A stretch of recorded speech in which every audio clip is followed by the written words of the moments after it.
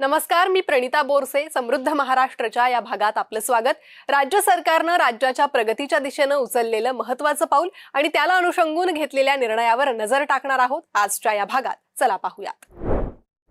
मुख्यमंत्री देवेंद्र फडणवीस यांच्या प्रमुख उपस्थितीत नुकताच मंत्रालयात राज्य शासनासोबत NTPCL, Adani power company, Reliance industries limited, Lalitpur power generation company limited या कंपन्यांसोबत सामंजस्य करार करण्यात आलेत. पंतप्रधान नरेंद्र मोदी यांनी भारताला ऊर्जा संपन्न राष्ट्र बनवून देशात शून्य कार्बन उत्सर्जन करण्याचे उद्दिष्ट ठेवलंय. या उद्दिष्टपूर्तीसाठी महाराष्ट्र पुरेपूर प्रयत्न करतोय.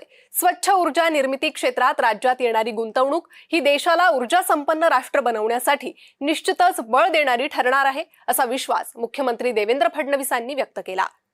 राज्यात अणुऊर्जा निर्मिती क्षेत्रामध्ये गुंतवणूक करण्यास इच्छुक असलेल्या कंपन्यांना शासनाच्या वतीनं संपूर्ण सहकार्य करण्यात येईल, असंही मुख्यमंत्री फडणवीस यांनी यावेळी नमूद केलंय.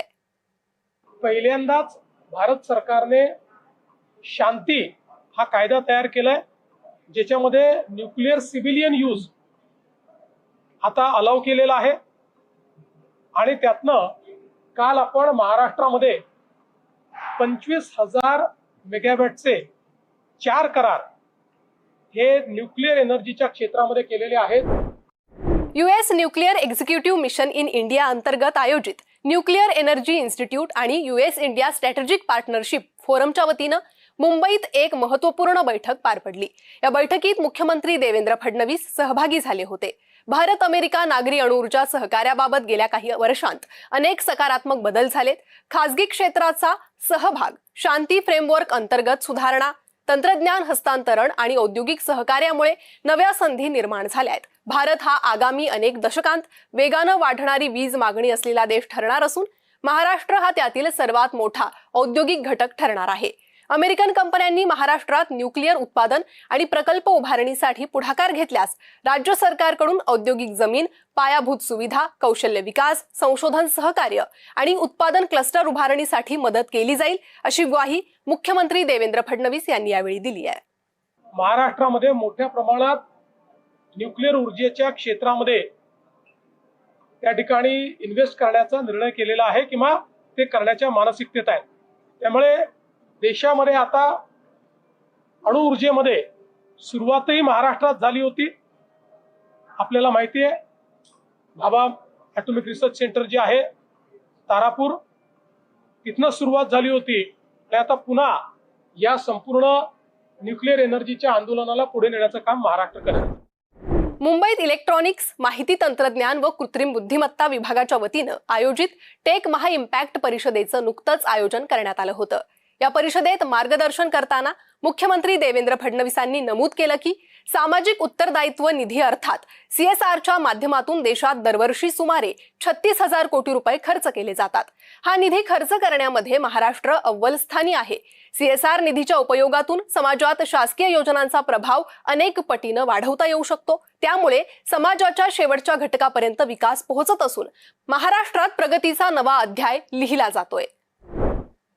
भारत सायप्रस बिझनेस फोरम हे भारत आणि सायप्रस यांच्यातील द्विपक्षीय व्यापार, गुंतवणूक आणि आर्थिक संबंधांना चालना देण्यासाठी आयोजित केलेले एक प्रमुख व्यासपीठ आहे. भारत सायप्रस बिझनेस फोरम मध्ये मुख्यमंत्री देवेंद्र फडणवीस यांनी सायप्रसचे राष्ट्राध्यक्ष निकोस क्रिस्टोडोलिडस यांच्यासोबत प्रमुख उपस्थिती नोंदवली. मुंबईत ताजमहाल पॅलेस येथे आयोजित या परिषदेचा मुख्य उद्देश दोन्ही देशांमधील द्विपक्षीय व्यापार, आर्थिक भागीदारी आणि गुंतवणुकीला चालना देणे हा होता. केंद्रीय गृहनिर्माण, शहरी विकास आणि ऊर्जा मंत्री मनोहर लाल खट्टर यांच्या अध्यक्षतेखाली नुकतीच नवी दिल्लीत एक बैठक पार पडली. केंद्रीय गृहनिर्माण आणि शहरी विकास मंत्रालयाच्या वतीनं स्वच्छ भारत मिशन अर्बन 2.0 बाबत राष्ट्रीय आढावा बैठक घेण्यात आली. उपमुख्यमंत्री एकनाथ शिंदेंनी आपल्या राज्याच्या वतीनं या बैठकीत भाग घेतला होता. या बैठकीत शिंदेंनी महाराष्ट्रात सुरू असलेल्या विविध स्वच्छता मोहिमा आणि प्रकल्पांच्या कामांचं सादरीकरण केलं. महाराष्ट्रात सांडपाणी प्रक्रिया केंद्र मॉडेल अत्यंत प्रभावी ठरलं असून लवकरच हे मॉडेल राष्ट्रीय स्तरावर एक आदर्श मॉडेल म्हणून विकसित केलं जाणार आहे. ही बाब महाराष्ट्राच्या दृष्टीनं अतिशय अभिमानास्पद असून राज्य सध्या शून्य कचरा आणि कचऱ्यापासून ऊर्जा निर्मिती या संकल्पना प्रत्यक्षात साकारण्यासाठी ठोस पावलं उचलत असल्याची माहिती राज्याचे उपमुख्यमंत्री एकनाथ शिंदेंनी दिली आहे. मुख्यमंत्री देवेंद्र फडणवीस आणि उपमुख्यमंत्री तथा पुण्याच्या पालकमंत्री सुनेत्रा पवारांच्या हस्ते पुण्यात नुकतंच विविध विकास कामांच्या योजनांचं भूमिपूजन तसेच लोकार्पण करण्यात आलं. पुणे महानगरपालिका आणि आपुलकी हेल्थ केअर यांच्या संयुक्त उपक्रमातून उभारण्यात आलेल्या अत्याधुनिक कर्करोग उपचार केंद्राचं लोकार्पण, पुणे महानगरपालिकेच्या छत्रपती संभाजी महाराज उद्यान येथे उभारण्यात आलेल्या बुधभूषण ग्रंथ रचनाकार छत्रपती संभाजी महाराज यांच्या पूर्णाकृती शिल्पाचं देखील मुख्यमंत्री देवेंद्र फडणवीस यांच्या हस्ते अनावरण करण्यात आलं. तसेच मोहम्मदवाडी येथील समान पाणीपुरवठा योजनेअंतर्गत पाण्याच्या साठवण टाक्यांचं लोकार्पण आणि मुंढवा येथील महात्मा फुले चौक ते खराडी मेट्रो समवेत दुमजली उड्डाणपुलाचं ऑनलाईन भूमिपूजन यासह विविध प्रकल्पांचं लोकार्पण यावेळी करण्यात आलं. समृद्ध महाराष्ट्राच्या आजच्या या भागात एवढंच. पुन्हा भेटूयात नवीन घडामोडी आणि महत्त्वपूर्ण निर्णयांबाबतच्या नवनव्या बातम्यांसह पुढील आठवड्यातील समृद्ध महाराष्ट्र या आमच्या कार्यक्रमात. तूर्त एवढंच.